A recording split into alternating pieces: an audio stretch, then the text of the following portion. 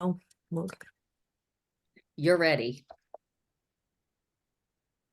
Good evening. It's Monday, March 4th, and this is a meeting of the Southborough Planning Board. The Planning Board meeting is now in session.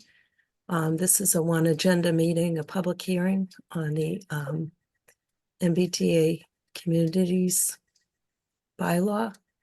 And Karina, do you want to bring us up to date?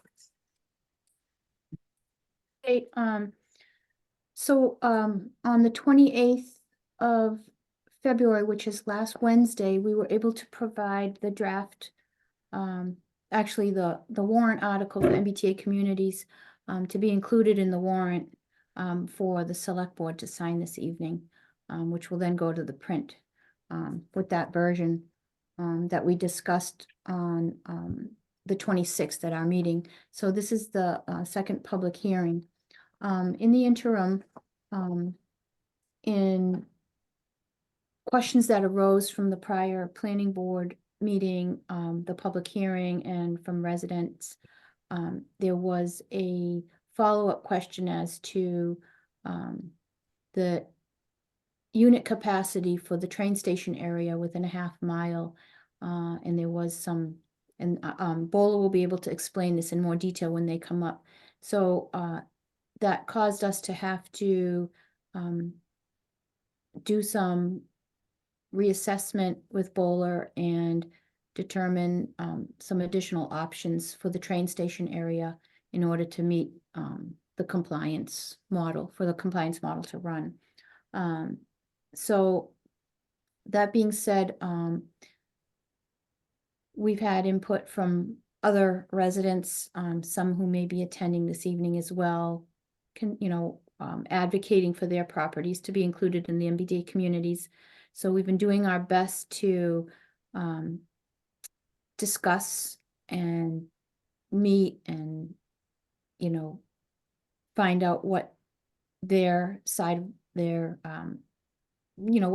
they're advocating for their property to be included.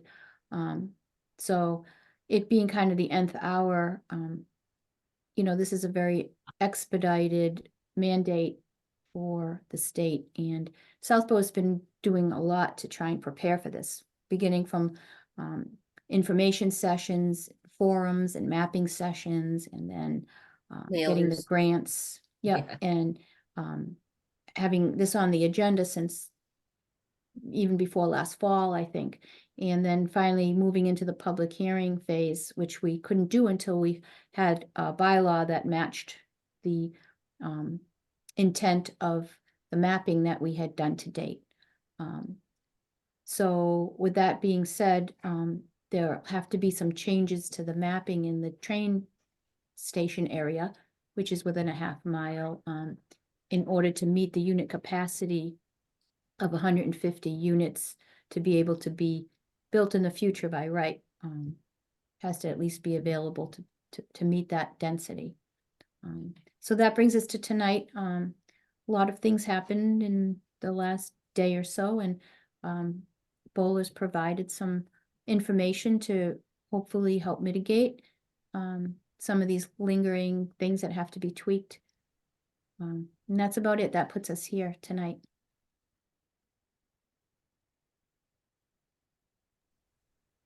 Thank you, Karina. So we had, this agenda item had originally been posted to discuss the bylaw because we were under the impression and given confirmation since January that the overlay districts that we had chosen would comply with 3A. So then come to find out today that the most sensitive area, the one by the train station and in an older neighborhood, a more dense, smaller lot area, which has many, many historic homes, is not in compliance. I think we'll have Bowler discuss in a moment what happened and where we were and how we move forward, but I think we should think about where we go from here first. The select board is due to sign the warrant tonight. Does the board still feel comfortable pushing forward to annual town meeting on March 23rd? Ms. Braccio. Thank you. Thank you, Mimi. Just a couple thoughts on this as well. I know everybody has worked so hard to get us to where we're at today, and so much effort has gone into this. I worry that changing the map 3 weeks before town meeting is going to just create additional confusion that doesn't really need to happen. I think there's enough confusion already. And I also think if we go to town meeting and there's questions we can't answer or it fails, it's going to be that much harder to bring it back in the fall. I've had a lot of conversations with people on the south side of town, regarding this, and there's a lack of support based on confusion for this right now. So I worry, I would suggest to the board that we put this off to a fall town meeting, give us an opportunity to really do outreach. I know we've done a ton of outreach, but I know we're going to go to town meeting. It happens all the time. And there are going to be people that know nothing about this article. And it's so hard to try to explain in such a short time. Zoning is so tough and so hard anyway. So I would suggest we take this time and we continue to move forward. We continue with the hearings, but we also, Marnie, I think your presentation was amazing. And I think if we put that out there now, I think it explains a lot of things as to why we're doing it. Maybe even create a QR code, plaster it all around towns through the schools before school gets out. And hopefully people will try to educate themselves a little bit about what we're trying to do. We can also continue the, like I said, continue the public hearings. And, if it happens to fail, if there happens to be a September town meeting, we can always try to come back in November if we have to. I think there's still the time to be able to do that. But that would be my recommendation, just something for the board to think about. Thank you.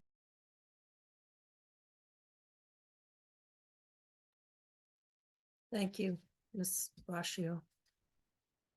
Does anyone else have any comment? Ms. Houlihan. So first and foremost, I want to actually thank Andrew Pfaff because I think he was the person who identified the challenges that we put pressure on Bowler to say, hey, are we actually in compliance?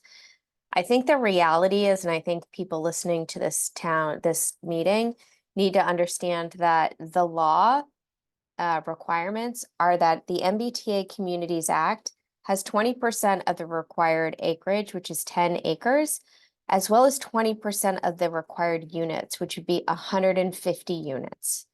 Currently, our capacity, or what our compliance model indicates, is 49. We actually do need to find 100 more units within a half mile of the train district. I think this is an overwhelming task, and it's not something that we should rush.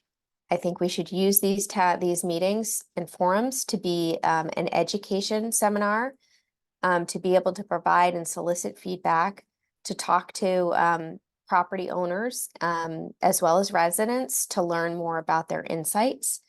And I would also recommend that we probably withdraw the bylaw. If they're signing in, we should probably withdraw the bylaw for the town meeting, but actually have a conversation to see if we're at least allowed to present the MBTA Communities Act to those participating at town meetings so we can raise awareness. Thanks. Thank you. Mr. Stein?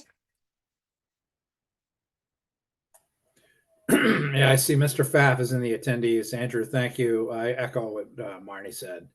The other day at advisory, you really laid out clearly what I feel like we should have known before. So thank you for that. And I completely agree with my fellow board members who have spoken already, that we will put this on a fall town meeting. Thanks. Mr. Marriott? I also agree. We're not ready to go to town meeting.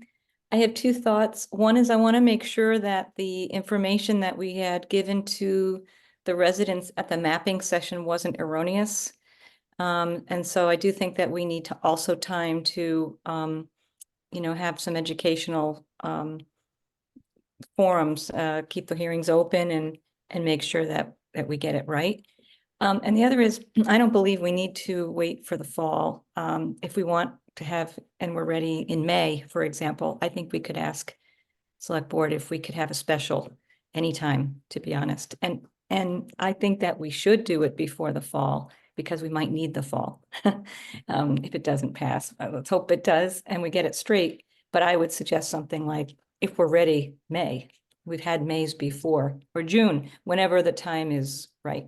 So would say we don't have to wait for the fall, but definitely we're not ready. I'm interested to hear what happened. I'm genuinely confused. I think about if I were sitting at town meeting in a couple of weeks, I would vote no because I don't have the confidence. Today, I can't even understand what happened. So I'm interested to hear. Thank you. The one, and this can be a conversation for another day, but the one advantage of waiting to the fall is that we can ask HLC for the pre-approval compliance, which takes 90 days, which we wouldn't have if we came to May. So should we take a vote on not presenting this at annual town meeting? Do I have a mo- So, yeah, I just want to kind of talk through the correct language. I wish town council was here. But maybe if we withdraw the article, is there a required waiting period before it can be brought back? No. Okay. So So- hopefully, so I had texted Andrew Dennington earlier and said, this may happen. They're signing it today. I'll text you if it does happen. So hopefully it can be withdrawn from the warrant, so it won't even be on the warrant. Okay, so if it's, for now, the motion is to withdraw the MBTA communities article from the March town meeting warrant. Do I have a second? Second. I have a motion and a second. Any further discussion? Yeah, the discussion is that if for some reason the warrant is printed with this in it, what are our next steps from there We would have to move to indefinitely postpone. on town meeting floor? Yeah, which is not Okay. ideal. And we will take that up at the next public hearing on the 11th. Monday, yep. Thanks. Any more discussion? Just a question, Mimi. So once we take the vote, you're gonna text Mark Purple and Andrew Dennington and let them know that Andrew if there's asked- any. Sorry. Yeah, Andrew asked me to text him and Kathy Cook. Thank you. With Mark Purple before leaving the office today to give him an update so that he was aware. I told him I spoke with Andrew Dennington as well, who was up in the hearing room prepping for this evening's meeting. And then I went down to Mark's office and explained to him as well and the likely scenario.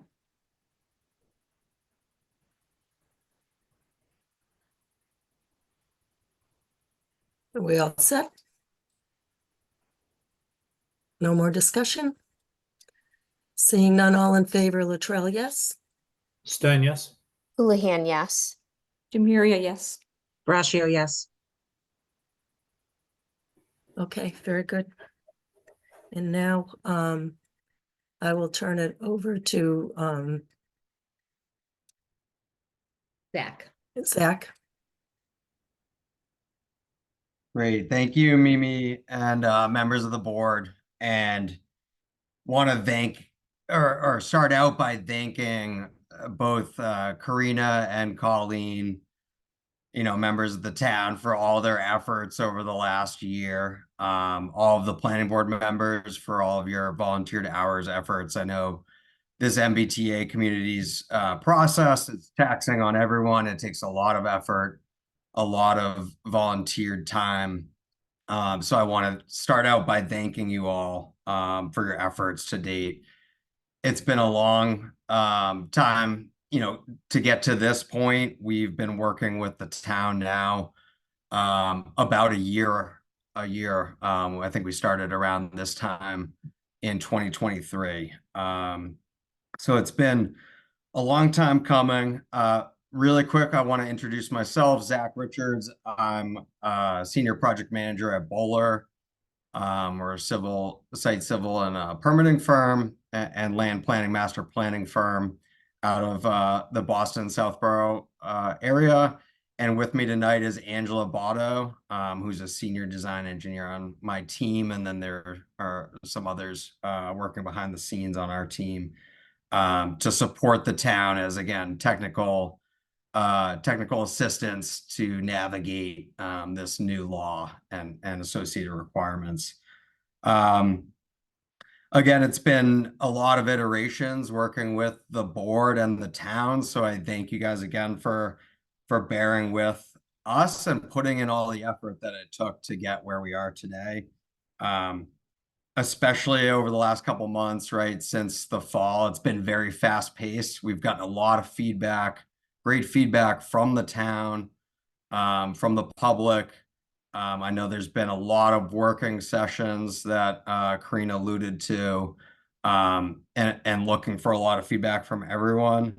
That's been incorporated in a couple different iterations, and we've been racing very quickly to get to this spring town meeting.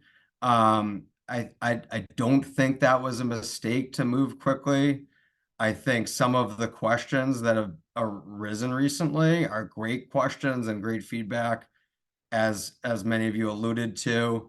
And we've got to do this right? And we've got to make sure we get this right when we do it. So I do think to slow this down a little bit is a wise decision. As I alluded to, very fast paced over the last few months. I think we've had to try to keep up. We've been going quick. We've been able to slow down a little bit this last week. There have been some things identified, and there was a misinterpretation of the model that we reviewed with the state as it relates to Area 1, which is the area identified near the station, so the station area. We've looked at that closely with the state over the last week and confirmed the state stance. And we're going to outline shortly some potential modifications that the town can explore relative to that identified area number 1 that would bring it into compliance. So we'll get into that shortly. I think otherwise the 3 areas as previously described and outlined on previous hearings can be generally maintained. So I think we've made a lot of progress that we can build upon in the coming months. I will point out some great points made tonight is that in our fast race to get to a Springtown meeting, which again, I think we see a lot of towns making right now. Everyone wants 2 shots at this, right? No one wants to be getting to the final hour and being concerned that they haven't given enough time or allowed enough, feedback, community engagement to get to hopefully a positive outcome here and state compliant decision. I think, again, it was in our best interest as a town and working with Bowler to try to get to a Springtown meeting here. I do acknowledge that was a lofty goal, and there is the pre-approval process that we've seen a lot of other towns take advantage of, where they've been able to submit to the state in advance of town meeting their proposed compliance path.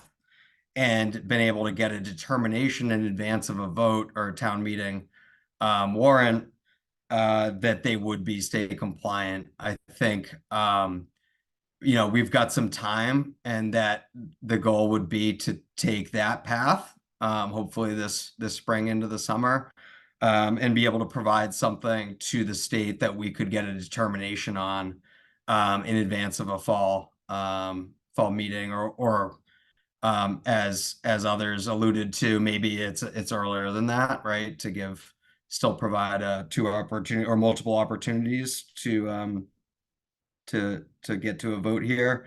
I will shed some light or add some clarity that there have been some recent determinations from the state for other municipalities that have shed some additional light on some of the nuances and interpretations that we've also been reviewing closely, and some of those have been shared with us over the last month, and have helped to, clarify some of the nuances of the regulations, if that makes sense. Some of other municipalities have submitted, and the determinations have come back substantially different from what was submitted. So I think that's all to outline that it's been a little bit of a learning curve, right? Some of these regulations, and that pre-approval process or determination process with the state it is valuable, right? And it helps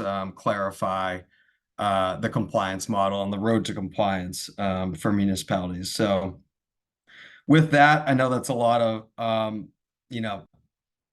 overview, if you will.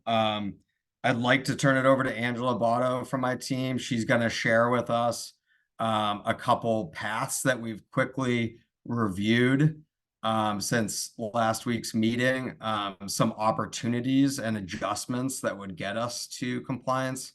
I guess it seems before we jump into some of our options here and what we've reviewed, love to turn it back over to the board in case they have some questions. I see that there are some questions. Mr. Murray, I think you had your hand up first. Yeah, thanks, Zach. You're speaking in really general terms, and I hate to ask you, but I really need you to break it down because I am not certain why we're not in compliance. So I didn't really get a good explanation. I mean, I understand that the state is still working some things out. Kind of interested to know what that is, but it's maybe a little besides the point. But what exactly happened for Southborough? Sure. So in the model the model itself displays some results. And there's a summary table, if you will, that outlines the requirements and then the results. Right. In this case, that depicted some of these requirements as it relates to the station area is 20%. The results were depicted also in a percentage, which in this case were 50%, 100%, you get the idea. In reality, those percentages were needed to be 100% when it was construed that it was a 20% result. Again, that might not, I don't want to get too much into the weeds on the nuances, but there were some complicated summary results that were misinterpreted as part of the model that when further evaluated proved to be, I guess, depicted a little unclearly, if you will. That combined with us trying to, move at a very fast pace led us to further review this with the state and determine that there are some adjustments that need to be made to get us in compliance within that station area.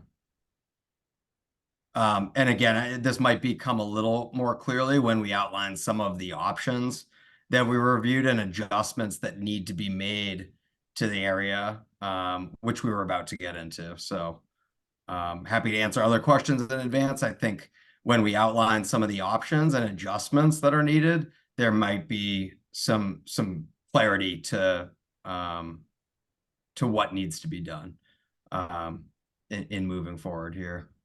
Okay, I think there's still some questions though. Ms. Houlihan? Thank you.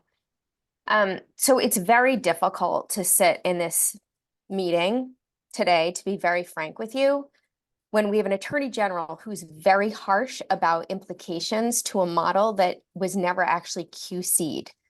This would never happen in a business profit sector. It's a little disconcerting. I'm speaking as myself, Marnie Houlihan, not as a planning board member. We've all invested time, resource, incredible amounts of effort to be able to achieve these. And I think it's extraordinarily disheartening that this effort has not been QC'd. And I think this is unfortunately something that our town is also seeing real time.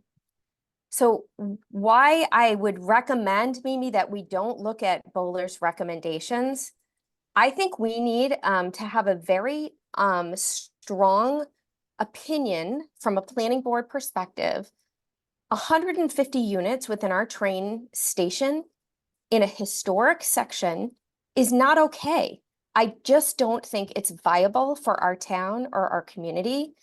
And I think that we need to have a higher level discussion with the state to be able to have an understanding of what we can do to mitigate their requirements, which I think are unreasonable for our town. That's all I have to say. Thank you, Marnie. Ms. Braccio? Thank you, Marnie. Very, very well said. Thank you for that. I'm just going to piggyback on that a little bit. I don't know at this point where there was a model issue and a summary issue, why we can't ask the state, saying it was their mistake and all the time we've put in for at least a 3, if not a 6-month extension. To me, that seems like the right thing to do to address some of the things that Marnie said, but also it's putting us behind the 8 ball to try and even get something done for the fall. So based on their mistake, I think it would behoove us at the very least to ask for an extension.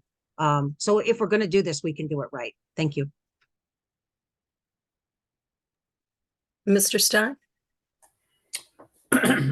Zach, it seems to me that Mr. Murray asked you, for some specifics. With all due respect, it came across to me as just more generalities. And I really need to understand really specifically what happened between mid-February and now, because our department was working with you to run the compliance model. And I just it's not clear to me what happened between February 16th and today that changed from your perspective. Sure. I mean, I will try to elaborate a bit. Again, we've reviewed this with the state. I want to clarify that the state did not make a mistake here. And again, I think this was a misinterpretation. Everyone's learning this new regulation, this new law, and the compliance model. And we're doing the best we can to move forward very quickly, mind you, with the town to try to get to a path to compliance. And we've worked with the state very quickly to identify some of the challenges in our way here. In this case, the regulation had always been for 150 units within the station area. The regulations are very clear. The model itself and the results can be a little bit confusing at times, and couple that with trying to move very quickly to explore a lot of different areas in a short amount of time for a race to the finish led to a couple gaps here in the model that we've identified since and need to be revisited, revised in order to achieve compliance. Well, can you be specific, please? Sure. So we identified an area within the station area, right, within a half a mile distance to the Southborough station, that we'd like to target, right? We plugged in the the parameters. There's a lot of dimensional regulations. In this case, we were trying to model residence B and those dimensional regulations. When you plug those into the model, those help calculate your unit output. In this case, we had identified over 10 acres, which achieves that 20% minimum for area within a half a mile of your station. Again, the model has a table that depicts the results for both the 20% station area and the 20% unit requirement, which both needs to be 20% of the required area and 20% of the required unit count.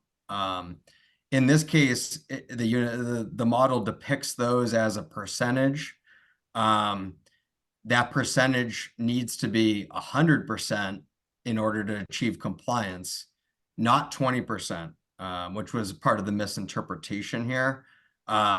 So the model did depict it as a 49% result.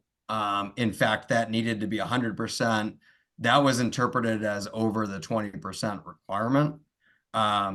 But in reality, we were looking about 75 units within that station area. And again, as other members have previously relayed, what the state requirement is about 150 units within the station area. Hopefully that provides a little more clarity.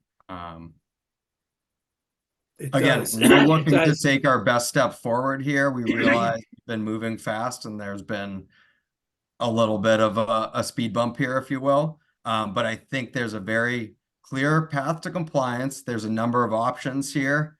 And, you know, we're excited at the opportunity to work with the town over the, you know, the next year, or I guess 9 months, if you will, to outline a path to compliance and hopefully get the town compliant with the regulations and the law. So along the lines of what Ms. Houlihan was saying, I think what we're going to need from you as our vendor is a presentation on this model. We can't have this happen again. Understood. So we're going to need you to scrub this and present and with 100% definition how this thing works. So we Understood. no more of these misinterpretations, please. I can understand your frustration, Jesse, and all members of the board and the community. Again, everyone's been under a tight deadline here. We've been racing to this finish line, and we've been compressing our timeline and time frame to try to get to a spring vote. I think we're seeing the negatives of almost bending, you know what I mean? And until we almost broke to try to keep up with some of these deadlines to try to get in the spring meeting. You know, looking back, we probably should have said we're out of time, right? Instead, we tried to work quickly on a way too condensed time frame where we did not receive feedback when we had hoped to.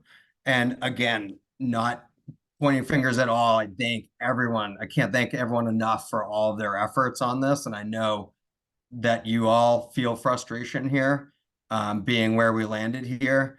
Again, I think the pre-approval process here, Jesse, to your point, we scrubbed this thing. We've got the time, right? We were trying to get to a vote to give you guys an outlet of a fall meeting. We tried to work in a time frame that was unreasonable, to be fair, and got too compressed. And now I think we need to scrub this. We need to get this right, which I think we can. And I have the confidence with this group that we can get there. And then we go through the state and we have it. We have a determination made by the state in advance of fall meeting so that you have that confidence that what we have works, it meets all of the regulations and requirements, and we go to the fall meeting with that confidence, which is the path that a lot of others, you know, have created the time for. So have you worked with the state, Zach, through this process? Because you had said that there was a misinterpretation of the model, which you had reviewed with the state. Did you Yeah. review the model with the state prior to the question being raised? By with the state, I mean, clarify that's with the state funding agencies that we're working with. It's again, it's still pretty fresh, so we've provided some feedback. You know, hoping others can avoid similar misinterpretations.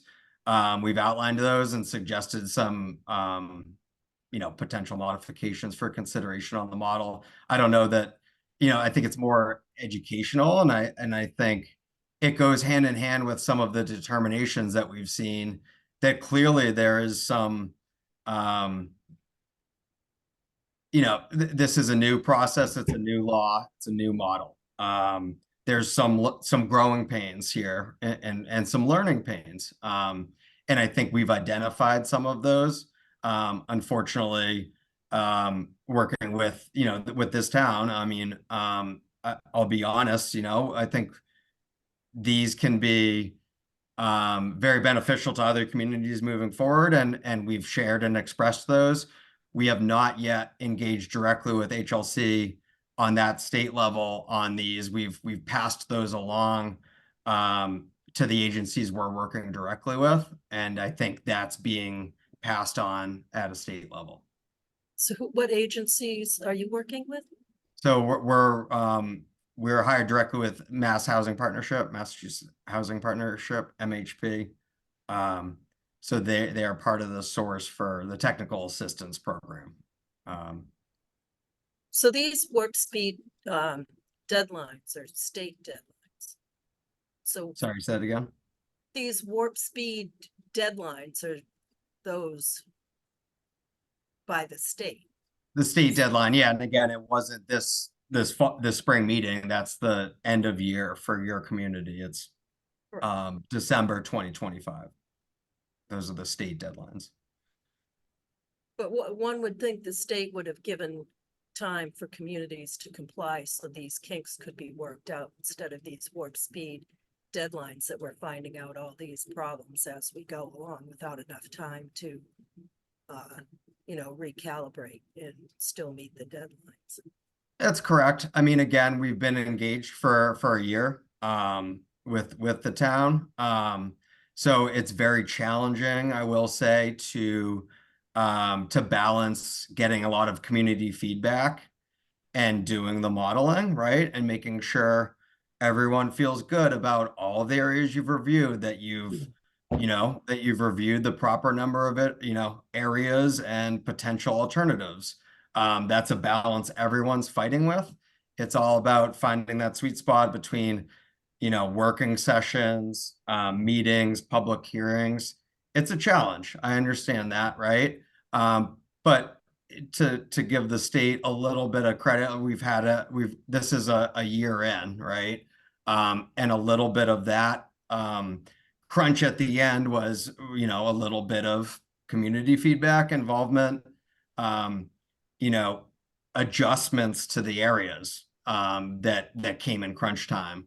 And again, hats off to the town, to the planning board. I think you guys are all doing everything you can here. Everyone's doing the best they can. So I don't want to make it seem like we've been put in a crunch time bowler ourselves, right? It's the challenge that everyone's facing is how that all comes together and how that fits into the 2-year time frame that the state essentially allotted us, you know, back a year plus ago, right? So we're a year coming. I think what I've seen from the town, you have made a tremendous progress to date. I can't understate that. And I think we are really close here. You're really close to compliance. Yes, we've hit a speed bump here on some of the interpretation of the model. I really do not want to detract from all of the progress that the town's made and a pretty, I think, very great path forward here with some tweaks that can lead to a very successful outcome to the town, hopefully, you know, by fall meeting. So again, you need to kind of take all of those things into consideration when when thinking about this whole process, the requirements and the time frame that we've been allotted here. Ms. Houlihan?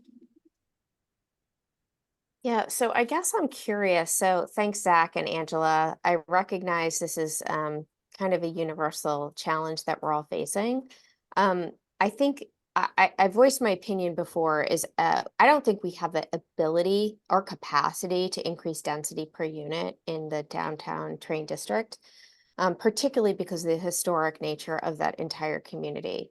That being said, I'm just curious, Ms. Luttrell, what is the process by which we can appeal back to the state, either for an extension as Ms. Braccio had requested, or for leniency on the 20% capacity of units being in the train station? I think our rationale is strong.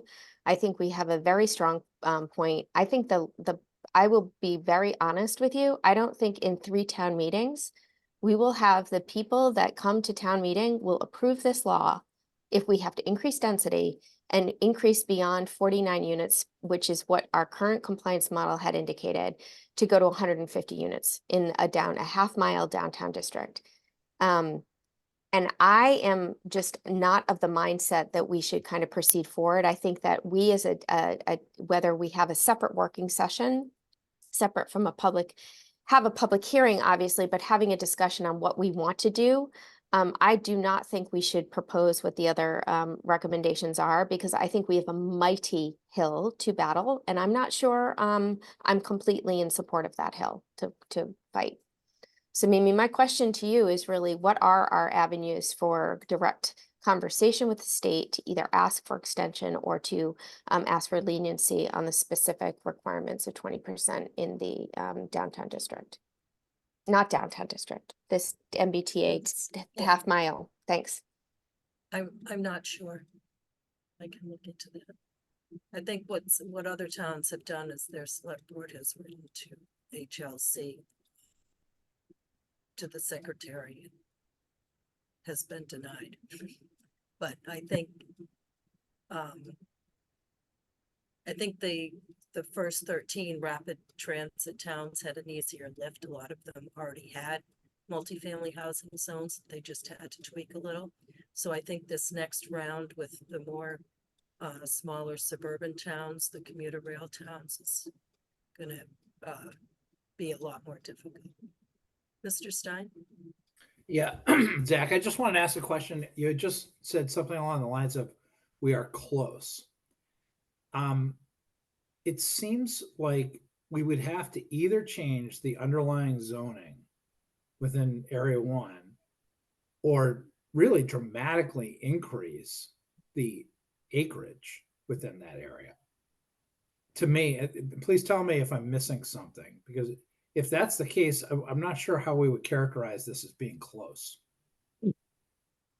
Yeah, I think that's I mean, a good point, Jesse or Mr. Stein. I did want to clarify for Mrs. Houlihan that it doesn't need to necessarily be a density increase within that area. There are options on, again, adjusting the dimensional requirements. I think one of the biggest sticking points we're seeing here is you have a lot of lots that are existing lots that are of smaller minimum lot areas or lot areas as it relates to the underlying zoning. So I guess to answer your question, there would be some adjustments needed to the zoning. I don't think that's as big a mountain as you might think to climb. I think the biggest challenge here is you have a lot of smaller existing parcels that, again, the model has to work with the existing condition, right? So one way to get past that is to reduce your minimum lot area from 25,000 down to closer to 10,000 square feet. Some other potential adjustments could be FAR setbacks, etc. But we see that as if you were able to adjust and the town could live with some smaller minimum lot areas, that the area you've identified is not very far off from a compliant area within the commuter rail station. So that's what I mean by not very far off, I think. With some open-mindedness and some adjustments to the dimensional regulations, that we're not that far off.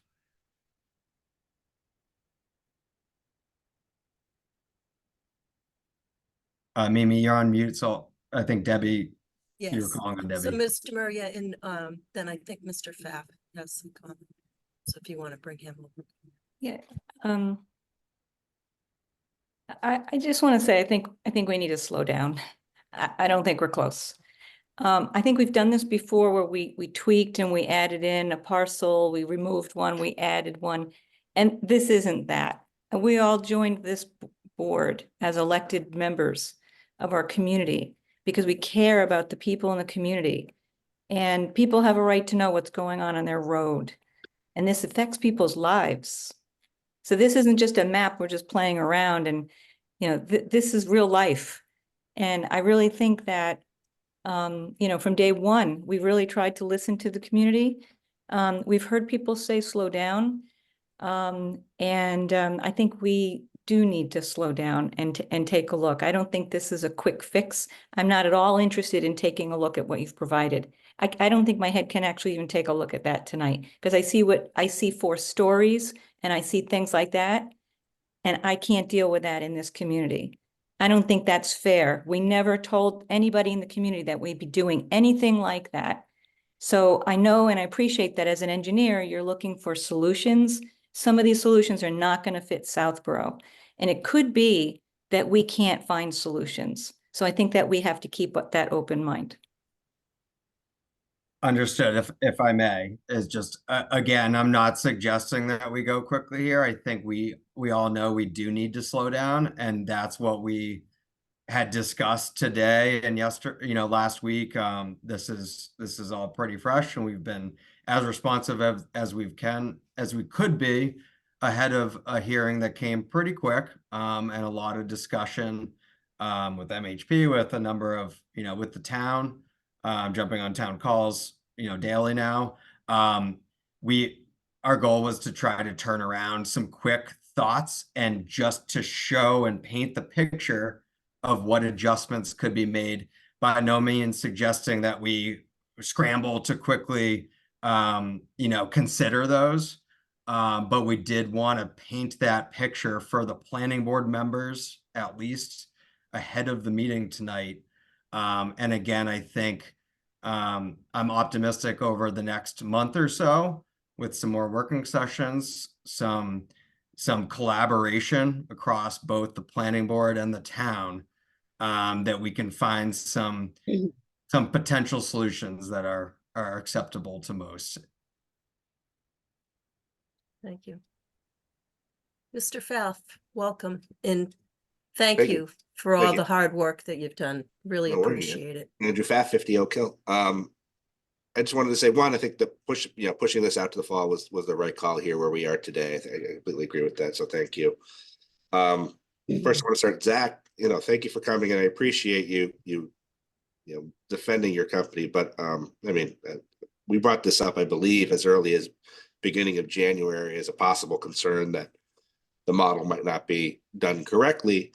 And, I was able to figure it out. I'm a finance guy. I'm not a planner. And the model is pretty self-evident that the mistake was there. So I think, what I'd be looking for if you were my contractor or my consultant dealing with them every day is, a mistake was made, and that I hope that Bowler will sit here and, acknowledge that and hopefully continue to work with us through the fall. I know we're always worried about not having enough meetings with you or models to be done. But I hope that you will, I see us basically kind of starting over, not in terms of the mapping sessions or anything like that, but in terms of this compliance model and using the mapping sessions to kind of build it out. I do agree with Marnie that it's not a tweak, right? I think we're going to go back to the well and start to pick parcels. Of the, I think 11 or 12 parcels that we had selected, only 3 were compliant. So I think we really need to go look at new parcels, start to get creative. if we're going to get to the 150 or if we're going to push back with the state. But you know, I think there's certainly some work that needs to be done, and you know, we could get creative in terms of how we do it. I have some ideas that I can share with the board offline, but I think we can get there eventually, but it's going to be some creativity. Thank you, Andrew. Thanks, Andrew. Mimi, I think Colleen's trying to get your attention. Yes, Colleen. Hi, and thank you. I'm just a point of what's going, what they came here with. I think that it's a value for you to at least look at one of the models, because what they're tweaking is actually that compliance model, and it will give us all a better understanding of what went wrong and what we can do to fix it in different ways, not just adding a parcel, not completely changing the zoning, the underlying zoning, but I think there's a value in that if the board decides to listen to or see a few of their suggestions. That's all.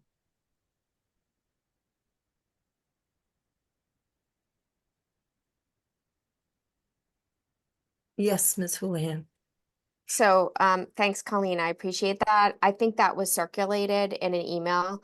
I think that Deb's point around, like, to be honest, like, it's mind numbing right now to be where we're at. And I think we're all like at the point of really to see what the tweaks are. Again, Andrew, and like, kudos to Andrew Pfaff. Just want to say, like, here's a guy who's not even on this team, who spent like countless hours modeling, identified the challenges, raised them to the planning board, and provided some other areas.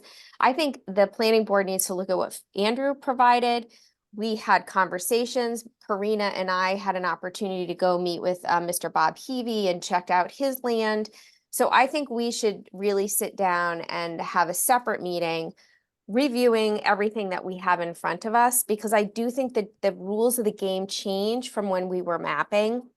And I just think we need to reevaluate as a board, and I'm not prepared to do that this evening. So my recommendation is that we close the public hearing and try to, on our own, offline and email, review the Bowler recommendations that came across, and have an opinion and prepare that for Monday's follow-on public hearing. Thank you, Mimi. You have another one online that would like to talk? Ben Cohen? Sure. First, Mr. Stein. Oh, I'm sorry. Just a point of clarification. I'm not disagreeing with you, Marnie, but I think what we would do is continue the public hearing and not close it. That's all. Thanks. Point taken. Mr. Cohen, Hi, if you could just introduce yourself and yes. your address, please. Ben Cohen, can you hear me? Yep. Please shut the door. 2 Harris Drive. I just wanted to say that,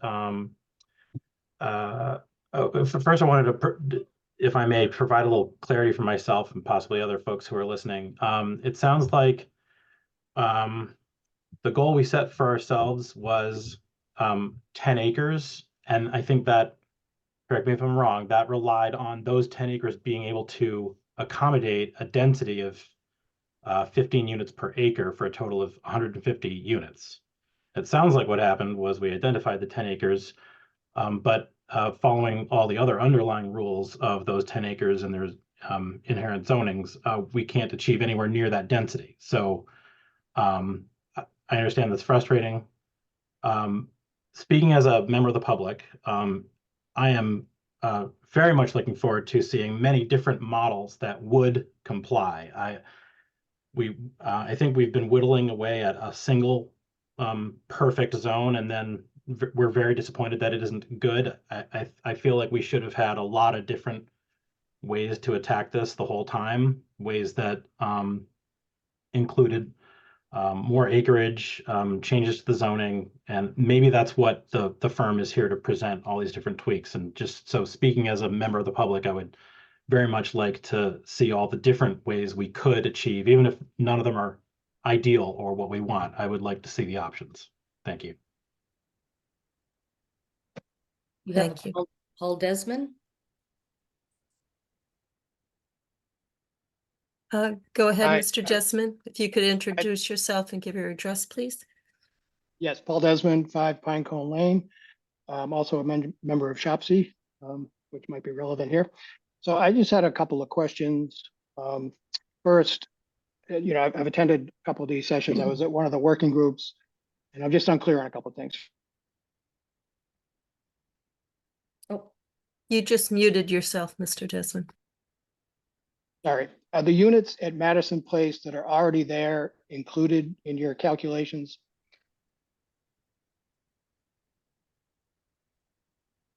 Yes. Well, they're not, the units aren't included. The parcel is in the unit capacity is. So existing units that, people are already living in are not included in the capacity that we're trying to achieve. Is that correct? That's correct. Okay. And then what about the property where Fitzgerald's store is right now? Is that included in the 10 acres that have to be near the train station? The store itself is not. It's a built in 1900 village store. It was a factory store. So that's It's part a of the his- historical. It's a Okay. historic property. Okay, and all right. And then the zone near 34 St. Martin. I mean, at the last meeting, there was a gentleman who was saying it's, nothing's ever going to be able to get built there because it fronts in Marlboro and they're never going to agree to it. I mean, can you shed any light on that? It does abut Marlboro, whether I can't shed any light that it'll never be built on. There are many multifamily housing developments around there. Yes, Ms. Okay. Houlihan. Mr. Desmond, just to make a comment that the specificity of the challenge with the compliance model right now is the half-mile acreage at the train station. That needed to comply and provide 150 units. The compliance model indicated it provided 49 units with its existing underlying zoning. We have to find 100 more units in a half-mile period. End of story. St. Martin and the Madison Place property actually brings us over our highest level of unit capacity. I think it was a 23 unit per capacity. So it actually brought us over the average. So that actually supports our Jenga model, if you will, because this is a Jenga game. It's like what you play and what you wiggle. So for our perspective, St. Martin and the Madison Place seem to be okay. It's the half mile within the MBTA that's the major point of contention right now, because it's an alarming factor for the board sitting here today. So I just want to be very clear on that specific indication of the compliance and where we're falling out of compliance. And just one more clarification on that, Marty. Thank you for clarifying. But we were at 49%. So it was actually, we were closer to 74 units. And Angela, correct me if I'm wrong, but 74 out of the 150 was what we were providing. So we're about 75 units short. Oh, so we're 50% sure. Okay, so that's actually an upside. So I thought we were at only at 49 units per for the capacity. Yeah, that was the percentage. So thus the confusion. Sorry to interrupt you, Paul. I just wanted to be very clear about where we're worried as a planning board, or at least I am worried as a planning board member. That frustration is coming through loud and clear, so no problem there. But no, I guess where I was going was just, I just want to make sure that we're sort of complying with the spirit of the law. Again, as a member of SHOPSI, I'm very interested in getting more affordable housing in town. And some of the questions that had come up the last meeting were a little troubling.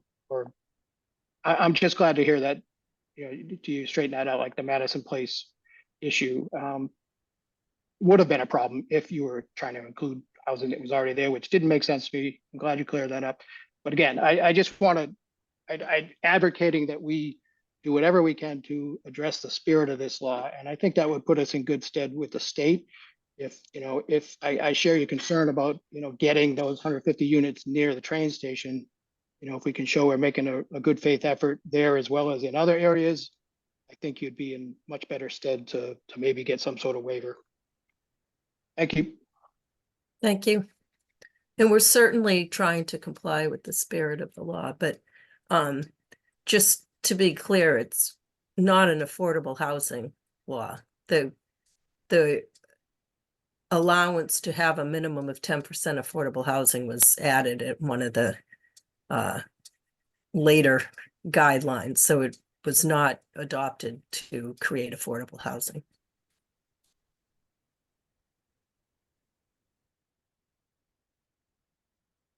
Robert Warden would like to say something? Where'd he go?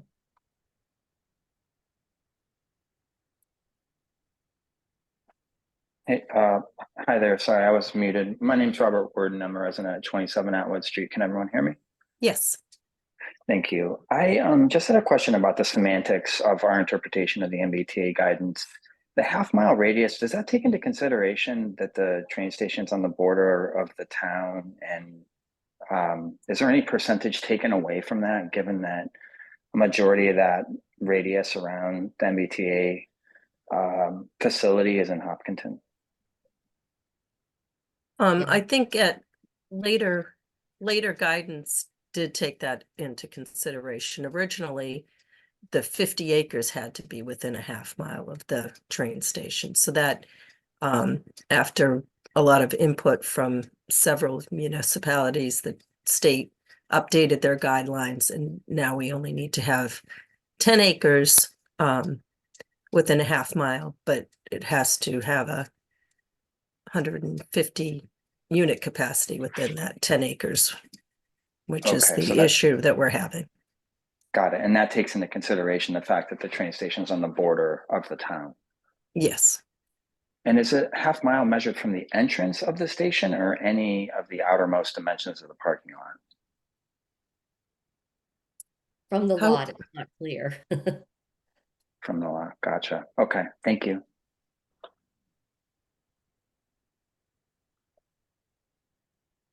Angela, did you have something to say? I'm sorry. I was just gonna answer Robert's question that 20% is based on the developable area within the station area. So for Southborough, it was 20%, but for other municipalities that have more developable area in that half mile, it gets higher and higher based on that. Got it. Okay. So it was already reproportioned based on that. Okay. Yes, Thank you. and that was very clear. from the state. Appreciate it. Thanks.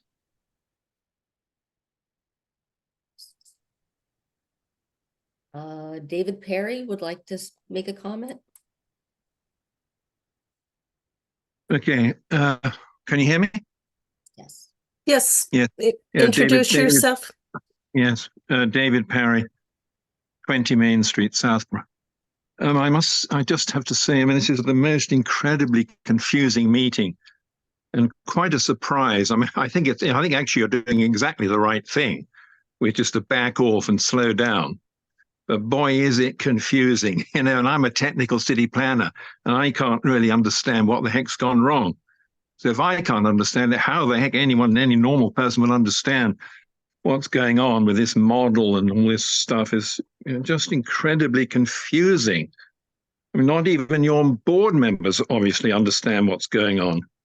So obviously there's a lot of work to be done. It's not necessarily your fault. It's the state's fault with inaccurate models or inaccurate explanations or clarity at how you're supposed to do this. And by the way, I do support Marty Houlihan's mention about, this is it's a small single family historic area. It's just not appropriate to high density multifamily housing. I think that statement needs to be made to MBTA.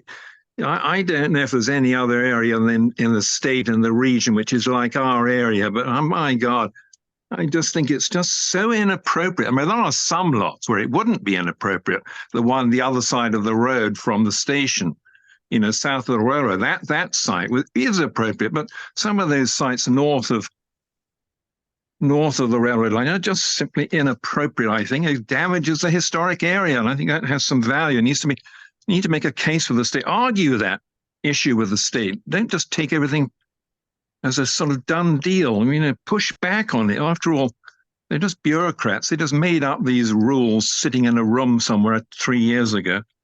Anyway, what I want to suggest one other thing. I just have a gigantic problem with your site 3, which I think you're calling site 3, Madison Place. I was reading the guidelines over the weekend. The guidelines make perfectly clear you're supposed to either build new, build entirely new at the required density 15 unit acres, or you need to replace it. Now, when Madison Place is an existing, relatively new multifamily housing project, it is actually, isn't it, an example of what the state wants. So what is going on here? I mean, no developer's going to come here and tear down Madison Place and build it at double the density, are they? Because you need to add units. The point is you're supposed to add units, multifamily units. You're supposed to, it has to be, you can't add anything to what's already there because it's already built out. It's impossible to add.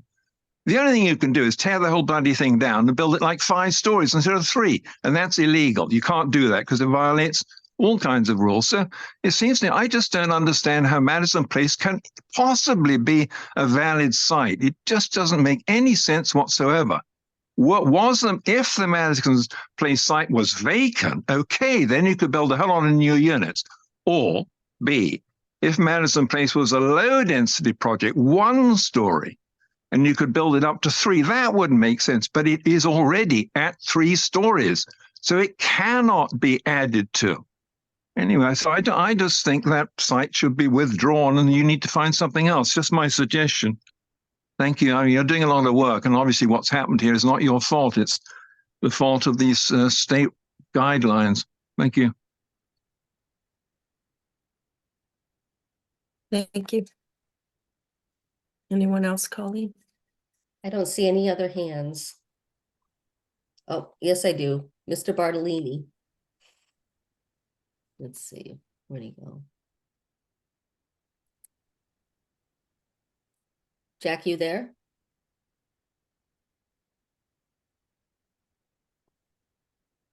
Hi, Jack.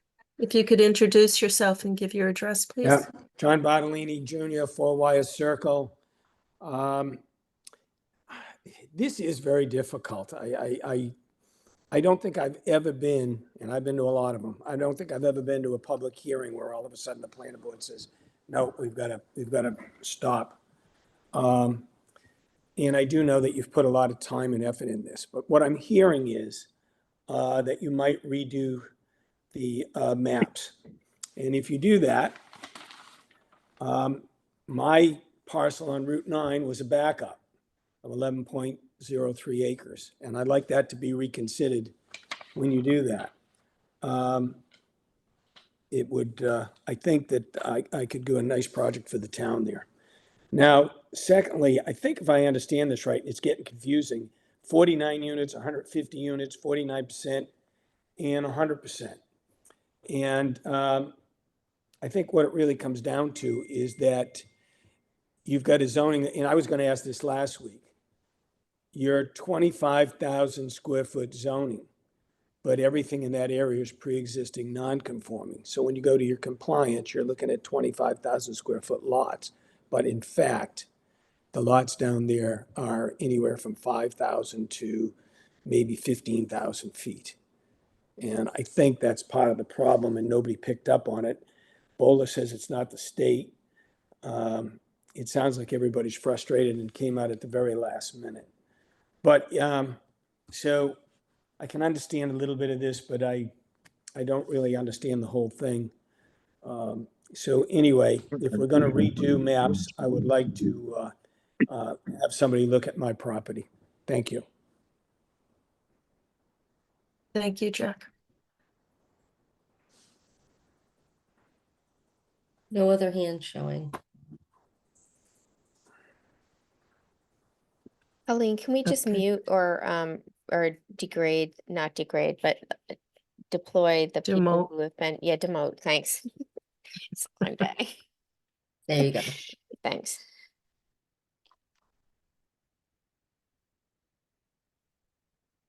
So does the board having heard comments, see any value in seeing what the proposed options are at the station, or do we still want to take a minute and recalibrate?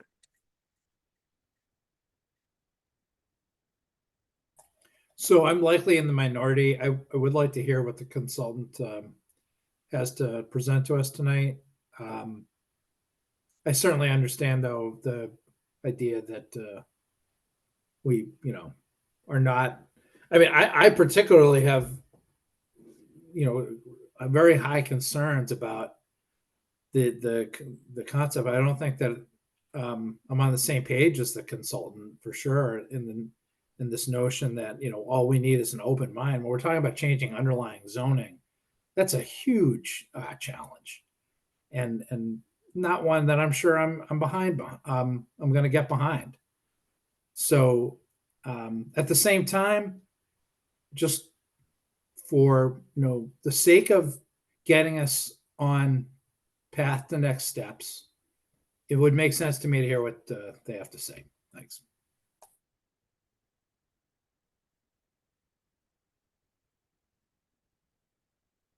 Anyone else? I think I've been swayed from hearing from some of the neighbors that they would like to see what the proposals are.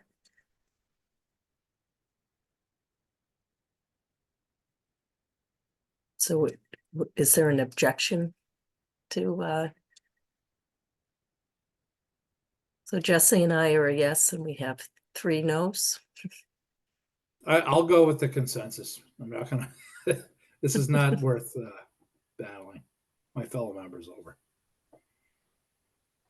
I guess my whole point is I'm kind of at the point where, yes, we can see the presentation, but the point is there probably is underlying zoning. Like there's a whole lot of things that we have not even been able to see as a planning board or even individually. So opening that up to the public presentation just makes me nervous. And it's not that I'm trying to be not candid or transparent with the public, but I haven't seen it first. And I represent I'm an elected official representing the public on the planning board. It just doesn't make me 100% comfortable doing that. So I'm not in the opinion that we should present this right now. Okay. Good point, Marnie. So do we have anything else to discuss?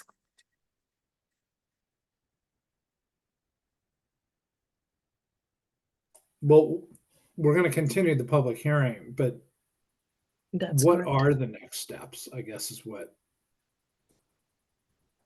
So we're not going to hear with the consultant now. What are we going to be doing, between now and Monday the 11th?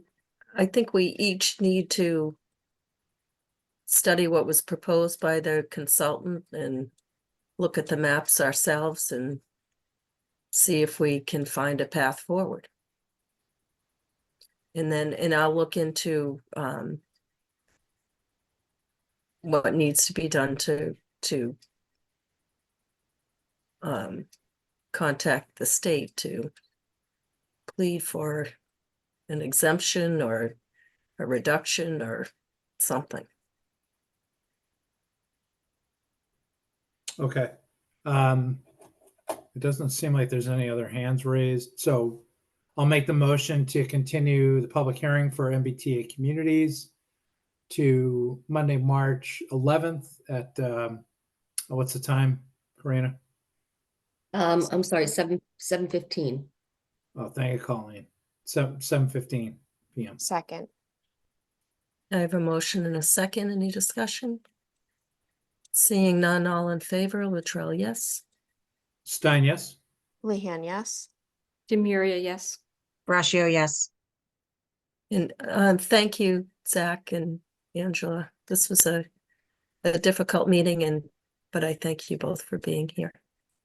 Yeah, I understand. And thank you again to, the planning board and all the town staff for continuing to work with us as, we try to find a path to compliance here for the town. So thank you all for your time.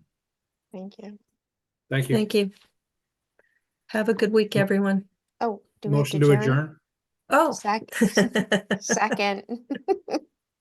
I still have COVID brain. I have a motion and a second. Any discussion? Seeing none, all in favor, Latrell, yes? Stein, yes? Houlihan, yes. Demuria, yes. Russia, yes. So now, thank you, everyone. Have a good week. Thanks all. Thanks Good all. night. Good night.